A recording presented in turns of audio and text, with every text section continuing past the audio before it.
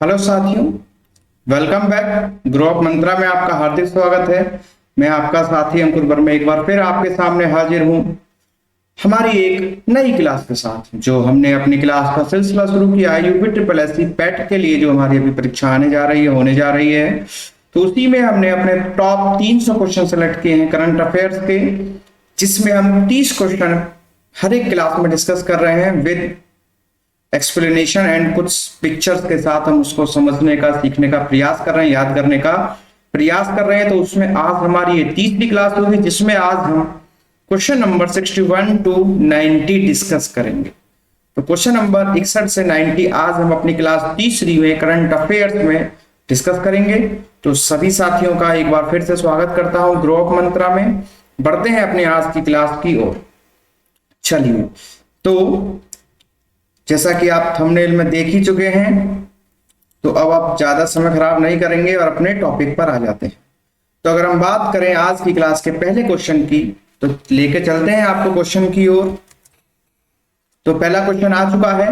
मई 2022 में 5वां रोलैंड पुस्तक पुरस्कार फ्रांसीसी उपन्यास मेसाल्ट कांटे एनकेट द मेसाल्ट इन्वेस्टिगेशन के बंगाली अनुवाद के लिए, जी हाँ, जो ये उपन्यास है इसका बंगाली अनुवाद के लिए दिया गया था। तो पुस्तक का अनुवाद किसके द्वारा किया गया था? जी हाँ, आपका टाइम स्टार्ट होता है।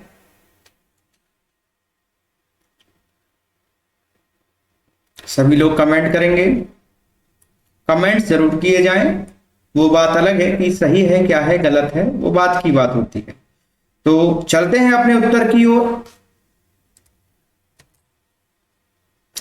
तो अगर हम बात करें 5वें रोलैंड पुस्तक पुरस्कार की, तो जो पुस्तक पुरस्कार है वो फ्रांसीसी उपन्यास मेसाल्ट कांटे एनकेट के बंगाली अनुवाद के लिए जिसको पुरस्कार दिया गया है, तो वह दिया गया है त्रिनंजन चक्रवर्ती। जी हाँ, त्रिनंजन चक्रवर्ती।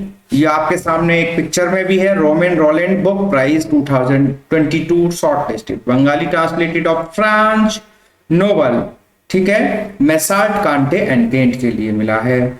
इस दौरान फ्रेंच फिट फेस्ट 2022 के दौरान अनुवादक त्रिनंजन चक्रवर्ती और प्रकाशक पत्र भारती को प्रदान किया गया है। चलिए चलते हैं अपने आज की क्लास के दूसरे क्वेश्चन की ओर। 62 क्वेश्चन। विश्व का सबसे लंबा, जी हाँ, विश्व का सबसे लंबा कांच का बॉटम ब्रिज, यानी कि जिसका जो बॉटम है, नीचे का तल है, वो कांच का है। तो विश्व का सबसे लंबा कांच का बॉटम ब्रिज किस देश में स्थित है? चीन, मलेशिया, वियतनाम या जापान? का सभी साथी कमेंट करेंगे। समय स्टार्ट।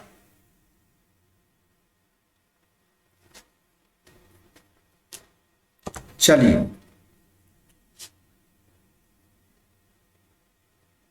चलते हैं उत्तर की ओर। फटाफट हम आगे बढ़ेंगे। चलिए, तो विश्व का सबसे लंबा कांच का बॉटम ब्रिज, सॉरी, कांच का बॉटम ब्रिज, जैसा कि आप पिक्चर में देख पा रहे हैं, इसका जो नीचे का तल है वो किसका बना हुआ है? कांच का। नीचे की जो गहराइयों में जो भी चीजें हैं, पहाड़, हरियाली आदि भी सब नीचे की दिखाई दे रही है। तो अगर हम इसकी बात करें तो इसका उत्तर है सी, वियतनाम। जी हाँ, दुनिया का सबसे बड़ा ग्लास बॉटम ब्रिज वियतनाम में खोला गया है या बनाया गया है। इसे वियतनाम का बाक लांग पैदल यात्री पुल कहा जाता है। जी हाँ, इसका नाम क्या है? बाक लांग पैदल यात्री पुल, जो कि 632 मीटर यानी कि 2073 फीट लगभग इतना लंबा है, और एक विशाल जंगल के ऊपर 150 मीटर या 492 फीट पर स्थित है।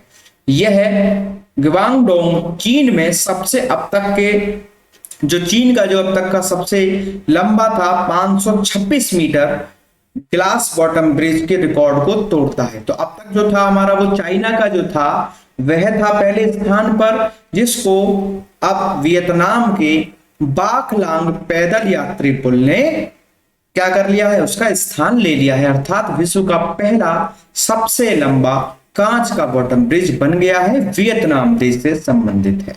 चलते हैं अगले क्वेश्चन की ओर।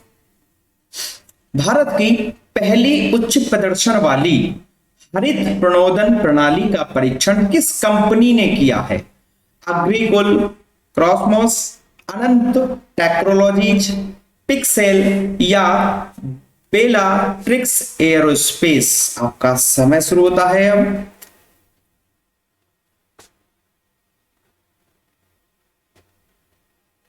भारत की पहली उच्च प्रदर्शन वाली हरित प्रणोदन प्रणाली किस कंपनी ने किया? चलते हैं उत्तर की ओर। तो अगर बात करें हरित प्रणोदन प्रणाली की तो किस कंपनी ने किया है, तो इसका आंसर होगा बेलाट्रिक्स एरोस्पेस। बेलाट्रिक्स एरोस्पेस ये कहां है?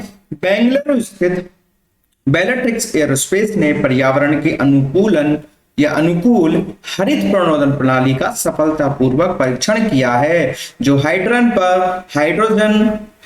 पर निर्भर ईंधन प्रणालियों पर ईंधन दक्षता में 20% की वृद्धि प्रदान करता है।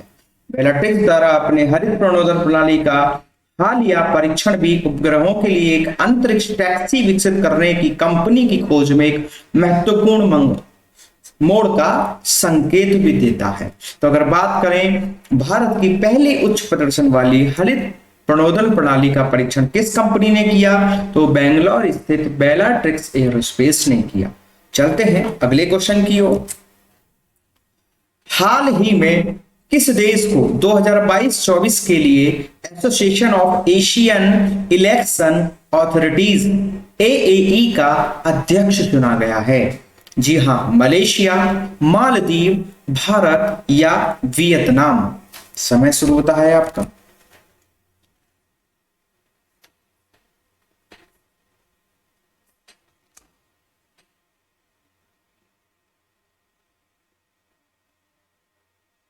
चलते हैं उत्तर की ओर। तो हाल ही में किस देश को 2022-24 के लिए association of Asian election authorities का अध्यक्ष चुना गया है? तो इसका उत्तर होगा भारत। जी हां, क्या होगा इसका उत्तर? भारत होगा। चलिए, तो भारत को 2022-24 के लिए सर्वसम्मति से फिलीपींस के मनीला में कार्यकारी बोर्ड तथा महासभा की हाल ही में आयोजित बैठक में association of Asian election authorities के नए अध्यक्ष के रूप में निर्वाचित किया गया है। जैसा कि आप पिक्चर में देख पा रहे हैं, AAE association of Asian election authorities India elected as chair of the AAEA। AAE के कार्यकारी बोर्ड में नए सदस्य में अब रूस, उज्बेकिस्तान, श्रीलंका, मालदीव, ताइवान तथा फिलीपींस सम्मिलित हैं। चलते हैं अगले क्वेश्चन की। हाल ही में किस देश ने मतदान के माध्यम से संयुक्त राष्ट्र मानवाधिकार परिषद में रूस की जगह ली? हंगरी, चेक गणराज्य, रोमानिया या स्लोवाकिया। का समय शुरू होता है।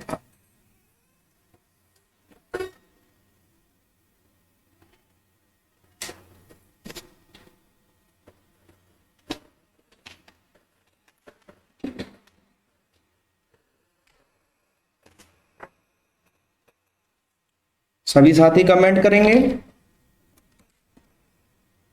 ठीक है। तो चलते हैं उत्तर की ओर।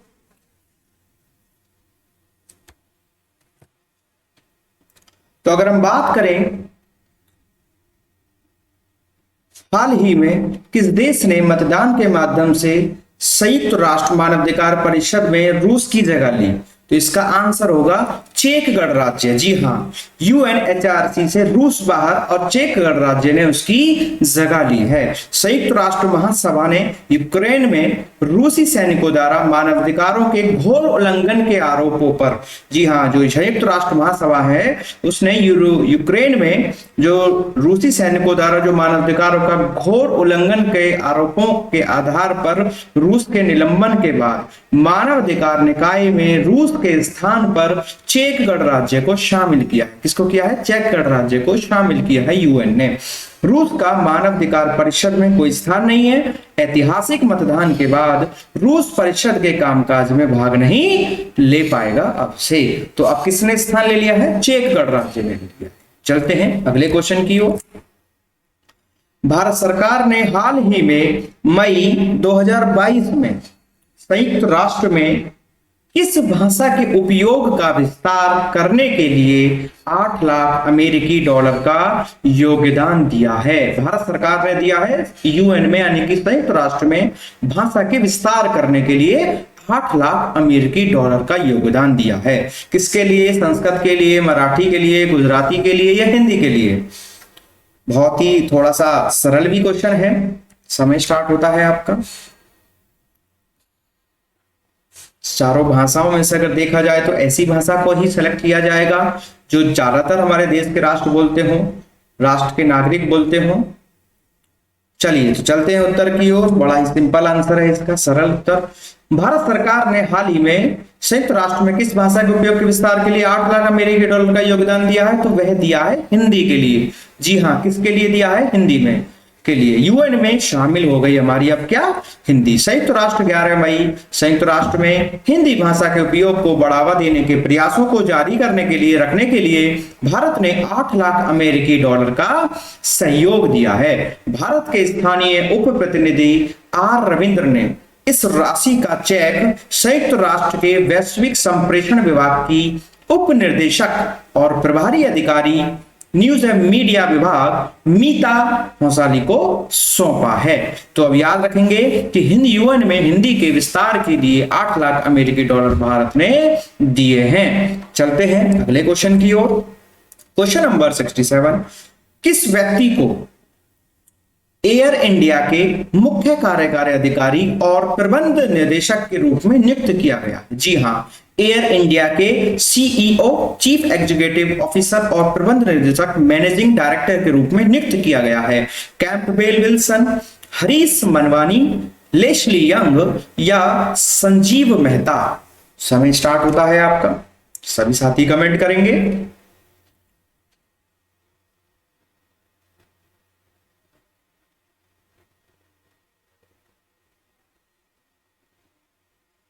चलिए चलते हैं उत्तर की ओर। तो अगर हम बात करें एयर इंडिया के नए सीईओ और मैनेजिंग डायरेक्टर की, तो इसका उत्तर होगा कैंपबेल विल्सन। जी हां, 12 मई को टाटा सन्स ने कैंपबेल विल्सन को एयर इंडिया के सीईओ और एमडी के रूप में नियुक्त करने की घोषणा की थी। विल्सन जो है सिंगापुर एयरलाइंस की पूर्ण स्वामित्व वाली सहायक कंपनी स्कूटर एयर के सीईओ भी रहे हैं। जी हां, ये सिंगापुर की एयरलाइंस की पूर्ण स्वामित्व वाली कंपनी, सहायक कंपनी स्कूटर एयर के भी सीईओ रहे हैं, जो कि अब हमारे एयर इंडिया के मुख्य कार्यकारी अधिकारी और प्रबंध निदेशक हैं, कैंपबेल विल्सन। चलते हैं अगले क्वेश्चन की ओर। एक वित्तीय वर्ष में कितने राशि निकालने के लिए स्थायी खाता संख्या यानी कि pan card, permanent account number की आवश्यकता है? एक फाइनेंशियल ईयर में कितनी राशि निकालने के लिए? 30 लाख, 20 लाख, 40 लाख या 10 लाख? सभी साथी कमेंट करेंगे।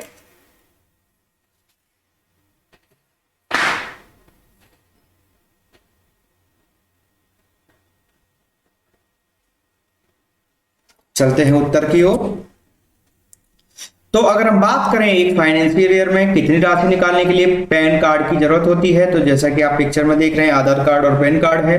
तो यह जो हमारा है पैन कार्ड है, तो पैन कार्ड जो होता है इसको हम परमानेंट अकाउंट नंबर के नाम से भी जानते हैं। स्थायी खाता संख्या संबंधी कार्ड जो हमारा एक ही होता है एक व्यक्ति का, ठीक है। तो उसकी अगर हम बात करें तो कितनी राशि निकालने के लिए, तो एक वित्त वर्ष में कोई भी अगर बैंक में 20 लाख रुपए से ज्यादा की राशि जमा करवाना या निकालना चाहता है तो उसे आधार या पैन नंबर दिखाना होगा 20 लाख रुपए के लिए। जी हाँ, तो 26 मई से नियम लागू हो रहा है, यानी कि लागू हो चुका है। इसका मकसद पैसे के निकालने और जमा करने में होने वाली धोखाधड़ी को कम करना है। जो भी इस प्रकार की धोखाधड़ी होती है, टैक्स या विभिन्न प्रकार के जो भी नंबर धोखे या कालाधन संबंधी कार्य हैं, उनको रोके जाने के प्रयास से ऐसी एक कैपिंग या एक लिमिट लगाई गई है कि इसको आपको इस प्रकार से करना पड़ेगा। तो उसके संदर्भ में पैन कार्ड की आवश्यकता जो होगी वो 20 लाख रुपए तक के लिए। जी हाँ, चलते हैं अगले क्वेश्चन की ओर।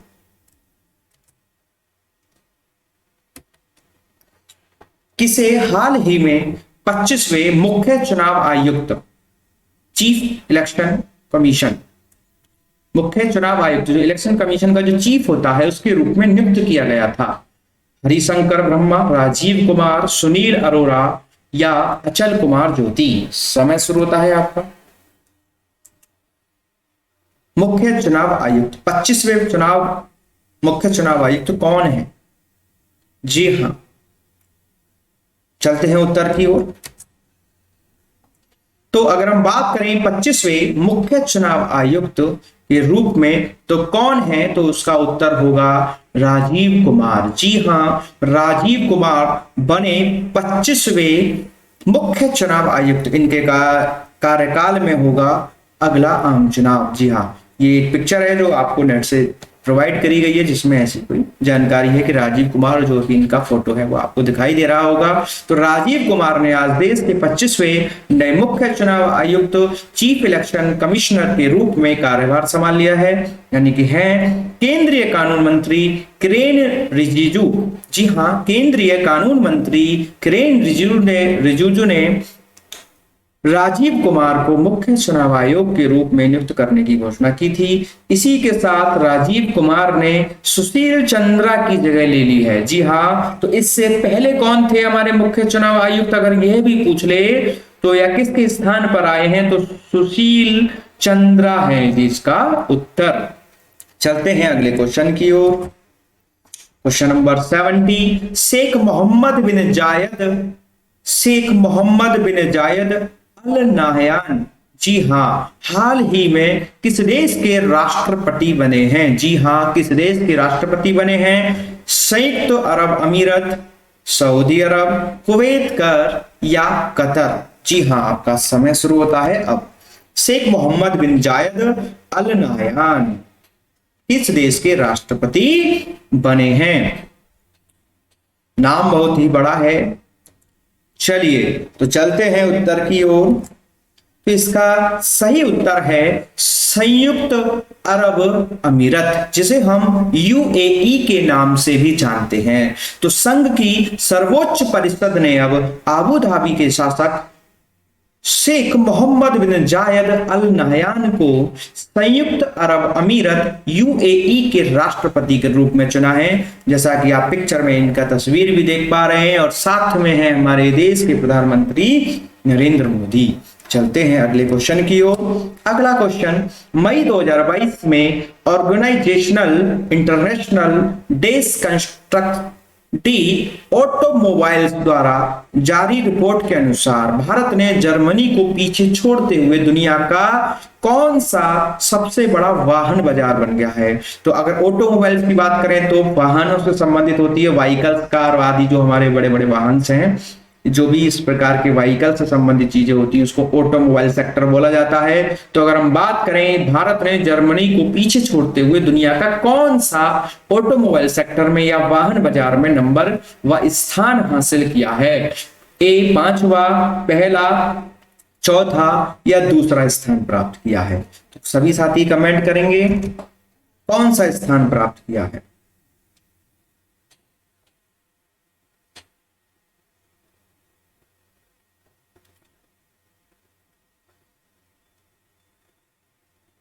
चलिए चलते हैं उत्तर की। तो अगर हम बात करें तो ऑटोमोबाइल के सेक्टर में भारत ने जर्मनी को पीछे छोड़ते हुए दुनिया का चौथा सबसे बड़ा वाहन बाजार बन गया है। ऑर्गेनाइजेशन इंटरनेशनल डेस कंस्ट्रक्ट डी ऑटोमोबाइल्स द्वारा जारी रिपोर्ट के अनुसार भारत जर्मनी को पछाड़कर दुनिया का चौथा सबसे बड़ा वाहन बाजार बन गया है।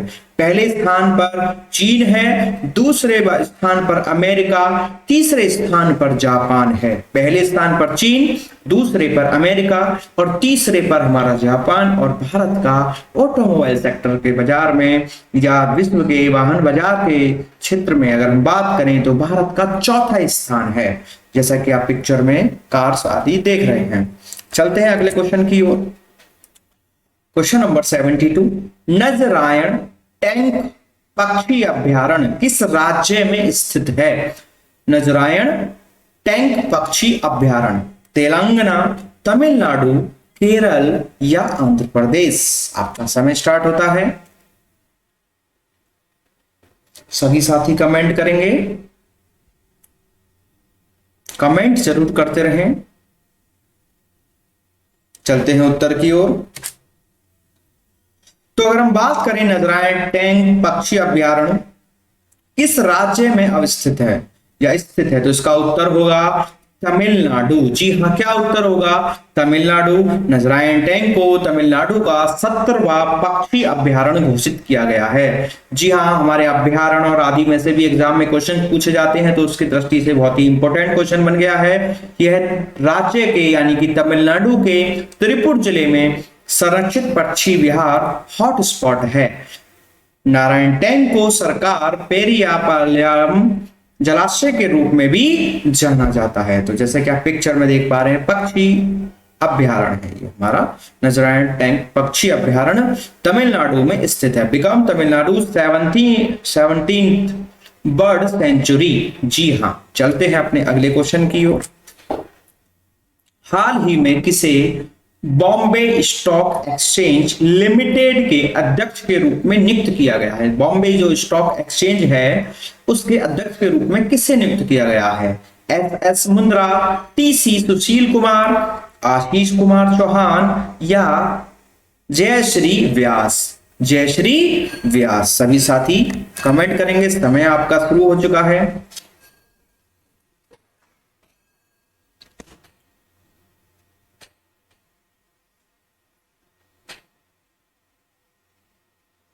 चलते हैं उत्तर की ओर। तो अगर हम बात करें बॉम्बे स्टॉक एक्सचेंज लिमिटेड के अध्यक्ष की, तो इसका आंसर होगा एस मुंद्रा। जी हाँ, एस मुंद्रा। दुनिया के सबसे बड़े stock exchange Bombay stock exchange का नेतृत्व और कार्यभार संभालने के लिए एस मुंद्रा को न्यायमूर्ति विक्रमजीत सेन की जगह नियुक्त किया गया है। जी हाँ, किसकी जगह? विक्रमजीत सेन की जगह नियुक्त किया गया है। एस मुंद्रा 3 साल तक भारतीय रिजर्व बैंक के डिप्टी गवर्नर के रूप में भी इन्होंने काम किया है। तो भारत के पूर्व डिप्टी गवर्नर एस मुंद्रा को बॉम्बे स्टॉक एक्सचेंज लिमिटेड का अध्यक्ष बनाया गया है। किसके स्थान पर? न्यायमूर्ति विक्रमजीत सेन की जगह पर। तो एस मुंद्रा बॉम्बे स्टॉक एक्सचेंज की लिमिटेड के चेयरमैन है। चलिए चलते हैं अगले क्वेश्चन की ओर। RailTel corporation of India limited के अध्यक्ष और प्रबंध निर्देशक, चेयरमैन एंड मैनेजिंग डायरेक्टर के अतिरिक्त प्रभार के रूप में किसे नियुक्त किया गया है? संजय कुमार, आनंद कुमार सिंह, राकेश रंजन या अरुणा सिंह? समय स्टार्ट।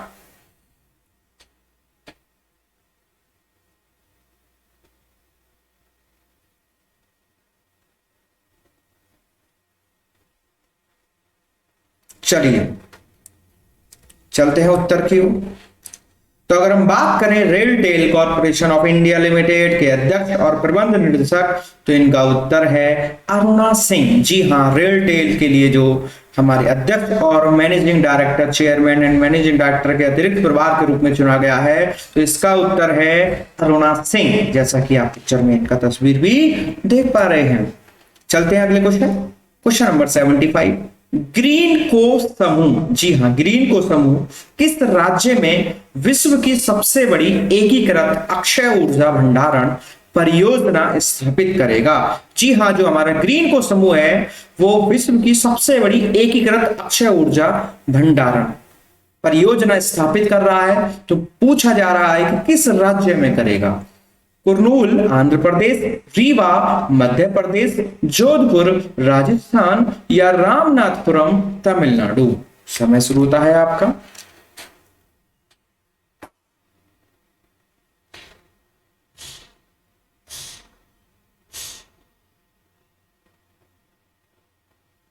चलते हैं उत्तर की ओर। तो अगर हम बात करें ग्रीन को समूह की, तो इसने कुर्नूल आंध्र प्रदेश में विश्व की सबसे बड़ी एकीकृत अक्षय ऊर्जा भंडारण परियोजना स्थापित करेगा। तो आंध्र प्रदेश के मुख्यमंत्री वाई.एस. जगन रेड्डी ने दुनिया की सबसे बड़ी एकीकृत नवीकरणीय ऊर्जा संग्रहण परियोजना के पहले कंक्रीट पार समारोह का शिलान्यास किया। जी हां, परियोजना को आंध्र प्रदेश के कुर्नूल जिले में ग्रीन को ग्रुप द्वारा शुरू किया जा रहा है। 5230 मेगावाट की यह एकीकृत नवीकरणीय ऊर्जा संग्रहण परियोजना भारत में ऊर्जा सुरक्षा को सुनिश्चित करने में महत्वपूर्ण भूमिका निभाएगी। जी हां, और विश्व स्तर पर ऊर्जा संक्रमण को सक्षम बनाएगी हमारी क्या ग्रीन को समूह द्वारा स्थापित विश्व की सबसे बड़ी एकीकृत अक्षय ऊर्जा भंडारण कुर्नूल आंध्र प्रदेश। चलते हैं अगले क्वेश्चन की ओर। क्वेश्चन नंबर 76, हाल ही में किस वायु मार्ग कंपनी को नागरिक उड्डयन महानिदेशालय को 2019 से बंद होने के बाद वाणिज्यिक उड़ान संचालन फिर से शुरू करने की अनुमति मिली है? अर्थात ऐसी कौन सी वायु मार्ग कंपनी है जिसको पहले बंद कर दिया गया था, अब उसको दोबारा से कॉमर्शियल फ्लाइट्स वगैरह का संचालन करने के लिए अनुमति मिल गई है? तो ऑप्शंस हैं जेट एयरवेज, विस्तार, इंडिगो या स्पाइसजेट। समय शुरू होता है आपका। बहुत ही अच्छा क्वेश्चन, इंपॉर्टेंट क्वेश्चंस,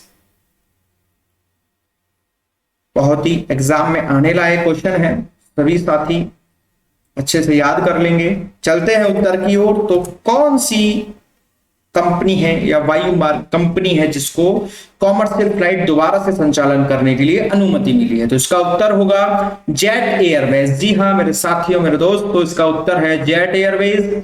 नागरिक उड्डयन नियामक यानी डीजीसीए नागरिक उड्डयन महानिदेशालय ने जेट एयरवेज को उड़ान संचालन फिर से शुरू करने के लिए एयर ऑपरेटर सर्टिफिकेट प्रदान किया है। जी हां, एयर ऑपरेटर सर्टिफिकेट किसको प्रदान किया गया है?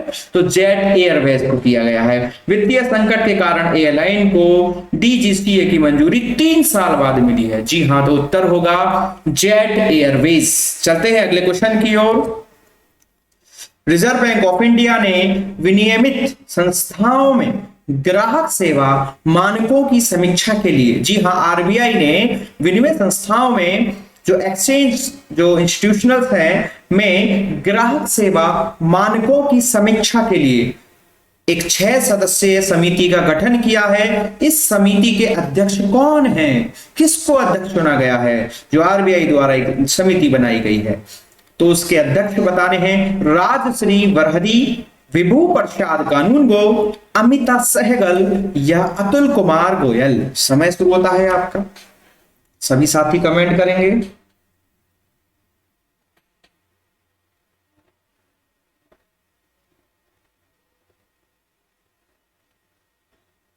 चलते हैं उत्तर की ओर।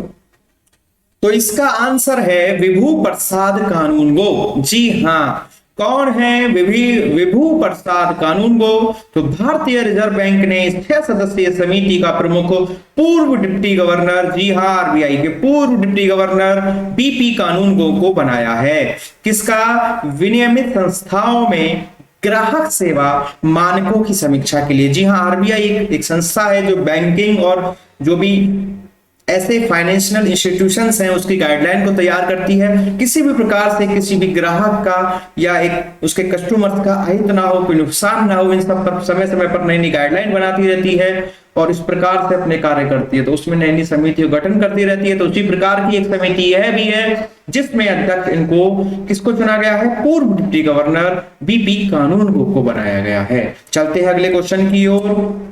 क्वेश्चन नंबर 78, हाल ही में राष्ट्रीय राजधानी दिल्ली, जी हां, भारत की राजधानी दिल्ली के 22वें उपराज्यपाल के रूप में किसने शपथ ली है? जी हां, मोस्ट इंपॉर्टेंट क्वेश्चन है, 100% एग्जाम में आने वाला क्वेश्चन है आपका, तो सभी साथी जरूर याद रखेंगे, एक अच्छा खासा इंपॉर्टेंट क्वेश्चन है ये। तो हाल ही में राष्ट्रीय राजधानी दिल्ली के 22वें उपराज्यपाल, जिसको एलजी बोला जाता है, के रूप में किसने शपथ ली है? तजेंद्र खन्ना, अनिल बैजल, विनय कुमार सक्सेना या नजीब जंगो? चलिए, आपका समय शुरू होता है अब। दिल्ली के उपराज्यपाल इस समय वर्तमान में कौन है? अगर सीधे शब्दों में कहा जाए तो हमारा क्वेश्चन यह है। चलिए, आपका समय समाप्त, चलते हैं उत्तर की ओर। तो हाल ही में राष्ट्रीय राजधानी दिल्ली के 22वें उपराज्यपाल के रूप में शपथ लिए हमारे विनय कुमार सक्सेना। जी हां, विनय कुमार सक्सेना। तो विनय कुमार सक्सेना दिल्ली के 22वें राज्यपाल के तौर पर शपथ ले ली है। दिल्ली हाई कोर्ट के कार्यकारी उच्च न्यायाधीश, जी हां, इनको शपथ किसने दिलाई है? तो दिल्ली हाई कोर्ट के कार्यकारी उच्च न्यायाधीश विपिन सांघी ने उन्हें राज्यपाल के उपराज्यपाल के पद और गोपनीयता की शपथ दिलाई है। जी हां, विनय कुमार सक्सेना, दिल्ली के 22वें उपराज्यपाल विनय कुमार सक्सेना। अगले क्वेश्चन की ओर चलते हैं। हाल ही में किस कंपनी ने दुनिया की सबसे मूल्यवान कंपनी बनने के लिए एप्पल इंक को पीछे छोड़ दिया? जी हां, दुनिया की सबसे मूल्यवान कंपनी बनने के लिए एप्पल इंक को पीछे छोड़ दिया।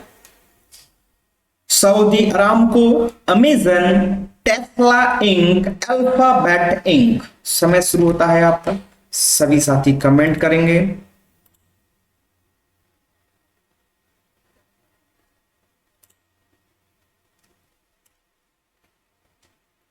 चलिए, तो अगर हम बात करें दुनिया की सबसे मूल्यवान कंपनी की एप्पल इंक को पीछे छोड़ते हुए, तो सऊदी की अरामको कंपनी है। जी हां, अब तक हमारी एप्पल दुनिया की सबसे मूल्यवान कंपनियों में शामिल थी, लेकिन अब इसे पीछे छोड़कर सऊदी अरब की अरामको दुनिया की सबसे वैल्यूएबल कंपनी बन गई है। जी हां, इसके पीछे मुख्य कारण यह भी रहा है कि दुनिया में तेजी के साथ जो तेल की कीमतें हैं, जो क्रूड ऑयल है, उनमें वृद्धि हुई। इस वृद्धि का असर तेल कंपनियों पर बहुत ज्यादा पड़ा, और इस वजह से ऑयल सेक्टर के स्टॉक्स में तेजी और टेक इंडस्ट्री के शेयरों में एक भारी गिरावट दर्ज की गई।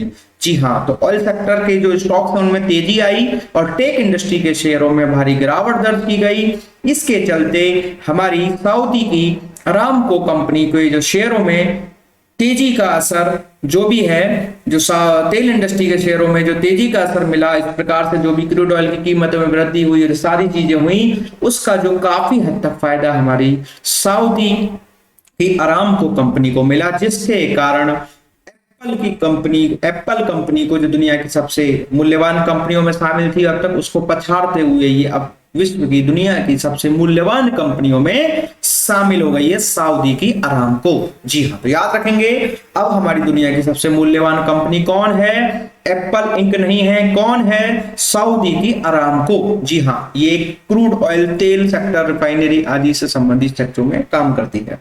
चलते हैं अगले क्वेश्चन नंबर 80 की तरफ। हाल ही में विश्व स्वास्थ्य संगठन WHO, वर्ल्ड हेल्थ ऑर्गेनाइजेशन के 5 साल के कार्यकाल के लिए महानिर्देशक के रूप में किसे चुना गया है?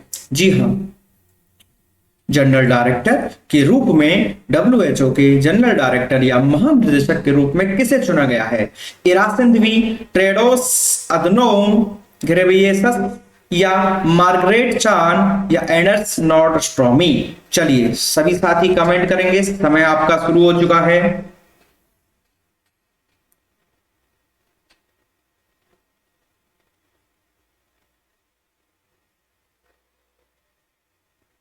चलिए, चलते हैं उत्तर की ओर।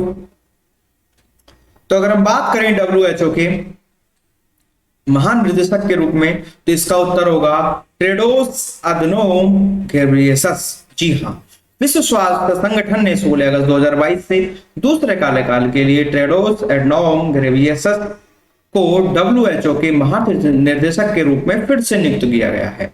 जिनेवा में 75वीं विश्व स्वास्थ्य सभा के दौरान उनको दोबारा चुना गया है। जी हां, उनको दोबारा से चुना गया है टेड्रोस अधनोम घेब्रेयेसस, क्या, WHO के महानिर्देशक के रूप में।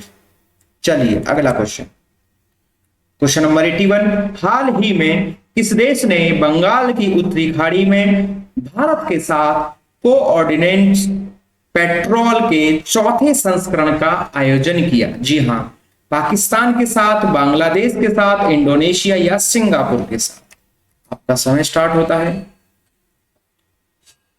अगर हम बंगाल की खाड़ी की बात करें तो देखा जाए तो यह हमारे भारत के पूर्वी और दक्षिण के बीच के भाग में है। तो अगर हम इसके तरफ देखें तो हमारा इनमें से कौन सा देश हो सकता है? चलते हैं उत्तर की ओर। तो इसका आंसर बांग्लादेश होगा जी, बिल्कुल है। बंगाल की खाड़ी से ज्यादा एसोसिएटेड हमारा बांग्लादेश है, बिल्कुल ज्यादा नजदीकी है। तो कॉमन सी बात है कि उसका उत्तर बांग्लादेश होना चाहिए, या वहीं पर इस प्रकार की चीजें संभव हो पाएंगी। तो अगर बात करें बंगाल की उत्तर खाड़ी में भारत के साथ कोऑर्डिनेट पेट्रोल के चौथे संस्करण का आयोजन किया गया, तो किसके साथ, किस देश के साथ, किस देश ने? तो बांग्लादेश ने। Indian navy Bangladesh navy coordinate petrol का चौथा संस्करण हाल ही में बंगाल की उत्तरी खाड़ी में शुरू हुआ। भारतीय नौसेना और बांग्लादेश की नौसेना अंतरराष्ट्रीय समुद्री सीमा रेखा पर संयुक्त गश्त करेंगी। जैसा कि आप पिक्चर में देख भी रहे हैं, भारत की नौसेना और बांग्लादेश की नौसेना संबंधित इसमें लोग पिक्चर में शामिल हैं। चलते हैं अगले क्वेश्चन की ओर। क्वेश्चन नंबर 82, निम्न में से कौन हेलीकॉप्टर पायलट के रूप में भारतीय सेना उड्डयन कोर में शामिल होने वाली पहली महिला लड़ाकू एविएटर बनी? जी हां, अगर हम बात करें पहली महिला लड़ाकू एविएटर तो कौन है? गुंजन सक्सेना, शीतला चौहान, अभिलाषा बराक या शिवांगी सिंह। समय शुरू होता है आपका। जी हां, हेलीकॉप्टर पायलट के रूप में भारतीय सेना उड़ान कोर में शामिल होने वाली पहली महिला लड़ाकू एविएटर। बहुत ही अच्छा क्वेश्चन, इंपॉर्टेंट क्वेश्चन। महिलाओं से संबंधित जो क्वेश्चंस होते हैं वो काफी इंपॉर्टेंट माने जाते हैं, क्योंकि कहीं ना कहीं महिला सशक्तिकरण और एक महिला सेक्टर जो भी है उसके क्षेत्र में पॉजिटिव माना जाता है। तो इस प्रकार से ऐसे क्वेश्चन और भी ज्यादा महत्वपूर्ण बन जाते हैं। चलते हैं उत्तर की ओर। तो इसका उत्तर होगा अभिलाषा बराक। जी हां, कैप्टन अभिलाषा बराक देश की पहली महिला कॉम्बैट एविएटर बनी है। जी हां, कैप्टन अभिलाषा बराक हरियाणा से संबंधित हैं, जो सेना की पहली महिला लड़ाकू पायलट बनी है। उनके सेना की एविएशन कोर से जुड़ने के साथ ही सेना के इतिहास में यह दिन स्वर्ण अक्षरों में दर्ज हो गया है, क्योंकि सेना एविएशन कोर के महान, इसमें अगर हम बात करें तो सेना एविएशन कोर के महानिर्देशक और कर्नल कमांडेंट ने सेना के 36 पायलटों के साथ कैप्टन अभिलाषा बराक को एविएशन कोर का प्रतीक चिन्ह विंग प्रदान किया, जिसके साथ ये क्या है, इतिहास में यह दिन स्वर्ण अक्षरों में दर्ज हो गया है। अभिलाषा बराक पहली महिला लड़ाकू एविएटर भारत। चलते हैं अगले क्वेश्चन की ओर। क्वेश्चन नंबर 83, हिंदी की पहली भारतीय लेखिका। जी हां, हिंदी की मोस्ट इंपॉर्टेंट क्वेश्चन है ये, बिल्कुल भी इस क्वेश्चन को इग्नोर नहीं मारना है। बहुत ही ज्यादा संभावना है इसकी क्वेश्चन की पेपर में आने की। हिंदी की पहली भारतीय लेखिका जिन्हें बुकर पुरस्कार से सम्मानित किया गया है। जी हां, हिंदी की पहली भारतीय महिला लेखिका, यानी कि लेखिका बोलेंगे तो महिला अपने आप में हो गई। तो हिंदी की पहली भारतीय लेखिका जिन्हें बुकर पुरस्कार से सम्मानित किया गया है, तो नमिता गोखले, मिताली वर्मा, अरुंधति राय या गीतांजलि श्री। जी हां, आपका समय शुरू होता है अब। बहुत ही इंपॉर्टेंट क्वेश्चन है। एक तो भारत की हैं, ऊपर से पहली लेखिका हैं जिनको बुकर पुरस्कार से सम्मानित किया गया है। तो चलते हैं उत्तर की ओर। तो उत्तर है हमारा गीतांजलि श्री। जी हां, जैसा कि आप पिक्चर में देख पा रहे हैं, गीतांजलि श्री हैं जो 2022 में पहली बार किसी हिंदी भाषा उपन्यास को अंतरराष्ट्रीय बुकर पुरस्कार से सम्मानित किया गया। भारतीय लेखिका गीतांजलि श्री को उनके उपन्यास, ये तो हमें पता चल गया कि गीतांजलि श्री को मिला है, किसके लिए मिला है, तो उनके उपन्यास टॉम्ब ऑफ सैंड या रेत की समाधि, जी हाँ रेत की समाधि या टॉम्ब ऑफ सैंड प्रसिद्ध अंतरराष्ट्रीय बुकर पुरस्कार इस उपन्यास के लिए मिला है। ये उपन्यास हिंदी भाषा में है, जिसका नाम हम हिंदी में रेत की समाधि भी कह सकते हैं। चलते हैं अपने अगले क्वेश्चन की ओर, क्वेश्चन नंबर 84 की ओर। हाल ही में कौन सा देश चीन को पछाड़कर, जी हाँ हाल ही में कौन सा देश चीन को पछाड़कर 2021-22 में भारत का शीर्ष व्यापारिक भागीदार बन गया?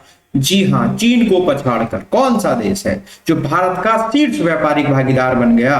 कमेंट करेंगे बांग्लादेश, सिंगापुर, सऊदी अरब या संयुक्त राज्य अमेरिका। जी हाँ, अब तक हमारे जो व्यापार संबंधी जो चीजें थी, गतिविधियां थी, वो चीन से ज्यादा होती थी, चीन से ज्यादा माल हमारे यहाँ इंपोर्ट होता था। तो अब उसके स्थान पर भारत का शीर्ष व्यापारिक भागीदार कौन बन गया है? तो चलते हैं उत्तर की ओर। तो इसका उत्तर है संयुक्त राज्य अमेरिका। जी हाँ, US overtake China as India largest trading partner. जी हाँ, हमारे संयुक्त राज्य अमेरिका ने चीन को पीछे छोड़ते हुए भारत का सबसे बड़ा व्यापारिक भागीदार बन गया है। भारत द्वारा जारी आंकड़ों से क्या पता चलता है कि साल 2021-22 में अमेरिका और भारत के बीच द्विपक्षीय व्यापार बढ़कर 119.42 अरब डॉलर हो गया है। चलते हैं इसी के साथ अगले क्वेश्चन की ओर, क्वेश्चन नंबर 85।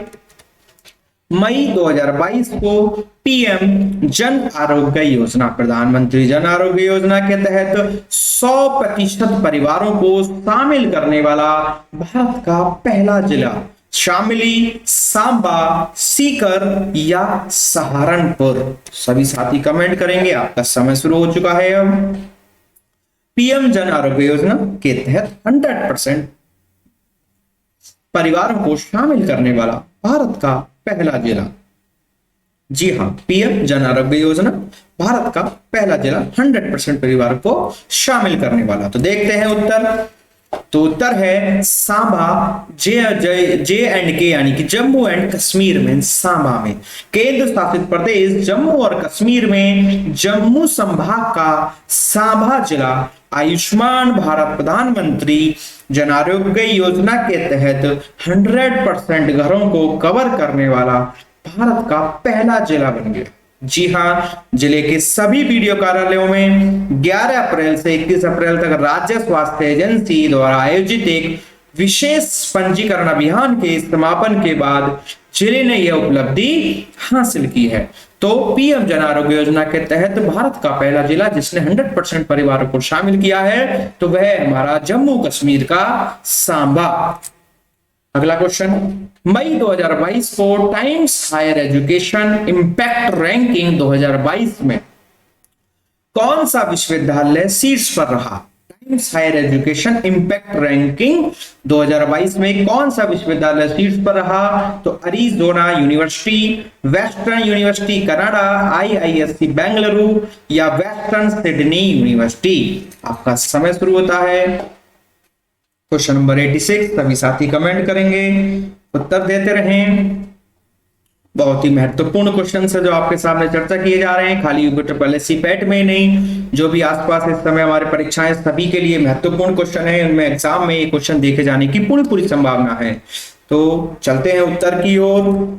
तो टाइम्स हायर एजुकेशन यानी कि जो हायर एजुकेशन यानी कि यूनिवर्सिटी स्तर की जो एजुकेशन होती है, उसमें जो इंपैक्ट रैंकिंग है 2022 में कौन सा विश्वविद्यालय शीर्ष पर रहा है? तो उत्तर है इसका वेस्टर्न सिडनी यूनिवर्सिटी। जी हाँ, वेस्टर्न सिडनी यूनिवर्सिटी रेटेड या rank 1 university in the world by the Times higher education impact ranking 2020।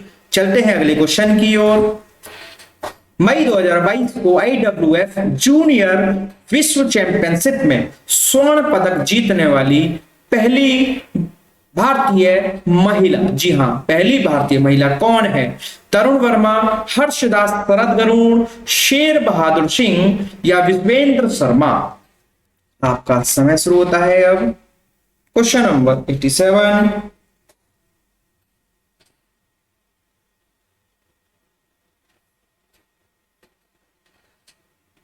चलते हैं उत्तर की ओर। तो अगर हम बात करें IWF जूनियर विश्व चैंपियनशिप में स्वर्ण पदक जीतने वाली पहली भारतीय महिला, तो इसका उत्तर होगा हर्षिता शरद गरुण। जी हाँ, हर्षिता शरद गरुण भारत की युवा वेट लिफ्टर, यानी कि जो वजन उठाते हैं, भारत तक भी जिन्हें बोला जाता है, तो वेट लिफ्टर हर्षिता शरद गरुण ने यूनान के हेराक्लियोन में आयोजित IWF जूनियर विश्व चैंपियनशिप में स्वर्ण पदक अपने नाम किया है, गोल्ड मेडल लिया है। वह इस चैंपियनशिप में गोल्ड जीतने वाली पहली भारतीय भारोत्तोलक बनी हैं। जी हाँ, वेट लिफ्टर भारत की युवा हर्षिता शरद गरुड़ ने। जी हाँ, बहुत ही इंपॉर्टेंट क्वेश्चन है ये भी एक। चलते हैं अगले क्वेश्चन की ओर। मई 2022 को संतोष ट्रॉफी 2022 का खिताब किसने जीता? जी हाँ, संतोष ट्रॉफी यानी खेल से संबंधित क्वेश्चन है। ऐसे क्वेश्चन खेल से संबंधित भी पूछे जाने की पूरी संभावना रहती है, तो एक बहुत ही महत्वपूर्ण क्वेश्चन संतोष ट्रॉफी अक्सर पूछी जाती है। तो संतोष ट्रॉफी 2022 की बात करें तो किसने जीता? ठीक है, तो केरल, हरियाणा, राजस्थान या उत्तर प्रदेश। आपका समय शुरू होता है, अब सभी साथी कमेंट करेंगे।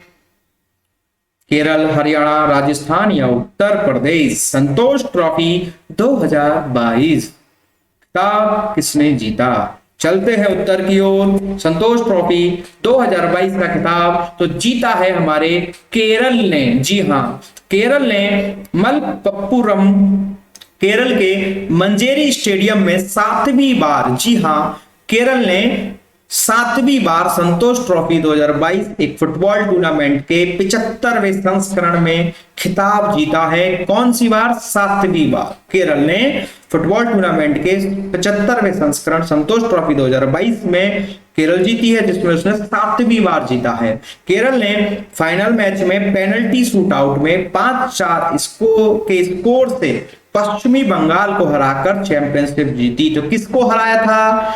पश्चिमी बंगाल को हराया था, और जीता कौन है? केरल। चलते हैं अगले क्वेश्चन की ओर। मई 2022 को the state of world forest report, जी हाँ, the state of world forest report किसने जारी की है? फॉरेस्ट से संबंधित यानी कि वन से संबंधित। चलिए, तो FAO, UNDP, ICRA, IPCC। आपका समय स्टार्ट होता है। The state of world forest report, बहुत ही सुंदर क्वेश्चन, एनवायरमेंट से संबंधित।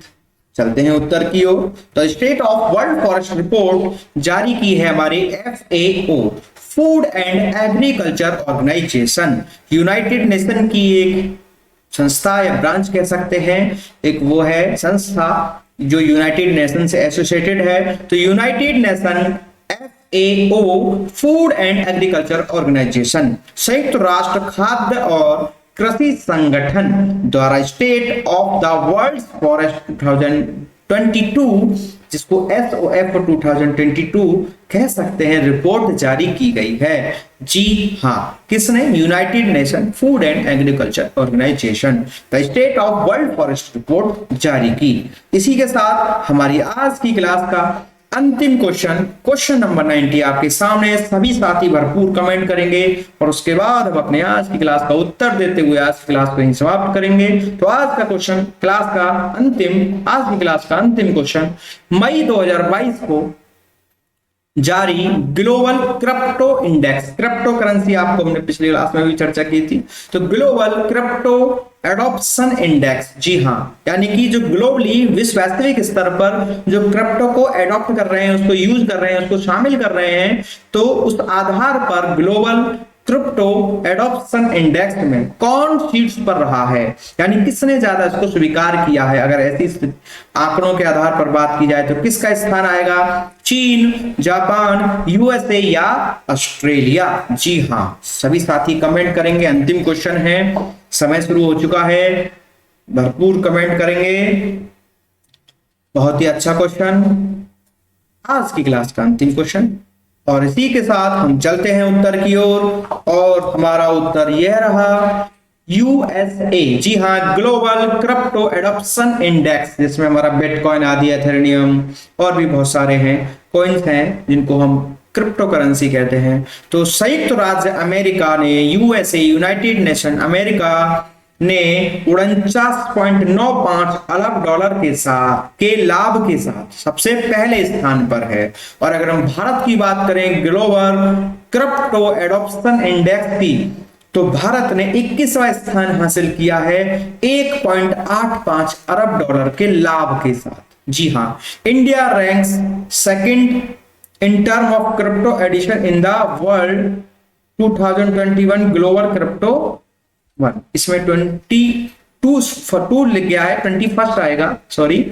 तो भारत 1.85 अरब डॉलर के लाभ के साथ 21वें स्थान पर है। और हमारा जो पहला स्थान है ग्लोबल क्रिप्टो एडॉप्शन इंडेक्स में, तो वो है हमारा संयुक्त राज्य अमेरिका यानी कि यूएसए का। तो दोस्तों, इसी के साथ हमने आज अपनी क्लास में करंट अफेयर्स के लिए जो चर्चा शुरू की है हमारी, 300 क्वेश्चन इन 10 क्लास में कवर करेंगे। 30 क्वेश्चन प्रत्येक क्लास में यूपीट्रिपलएससी पेट के एग्जाम तक हम इन सभी को कवर करेंगे। साथ ही जो भी अन्य परीक्षाओं के लिए भी बहुत महत्वपूर्ण है, तो हमने उसमें आज अपनी 30वीं क्लास की। उम्मीद है कि आपको अच्छे से समझ में आया होगा और हमारी चीजें आपको, जो हमारा कंटेंट है वो आपको बहुत अच्छा लग रहा है और आपको एग्जाम में भी बिल्कुल महत्वपूर्ण साबित होगा और आपको अंक प्रदान करने में महत्वपूर्ण रोल प्ले करेगा। तो इसी के साथ साथियों, आपसे एक बार फिर निवेदन है, थैंक्स फॉर वॉचिंग। और अगर आपको वीडियो अच्छी लगी है और हमारा कंटेंट अच्छा लगा है तो प्लीज वीडियो को लाइक करें और चैनल को सब्सक्राइब करें जरूर साथियों। और हो सके तो क्लास के इस लिंक को शेयर करें ज्यादा से ज्यादा, ताकि और लोग भी इसका लाभ ले सकें। तो इसी के साथ मैं आपका साथी अंकुर वर्मा विदा लेता हूं। एक बार फिर से आपका बहुत बहुत धन्यवाद और स्वागत, और बहुत बहुत आपको आगामी परीक्षाओं के लिए शुभकामनाएं। मैं आपका साथी अंकुर वर्मा आज क्लास में विदा लेता हूं। धन्यवाद। Thanks for watching Grow Up Mantra. Okay, bye.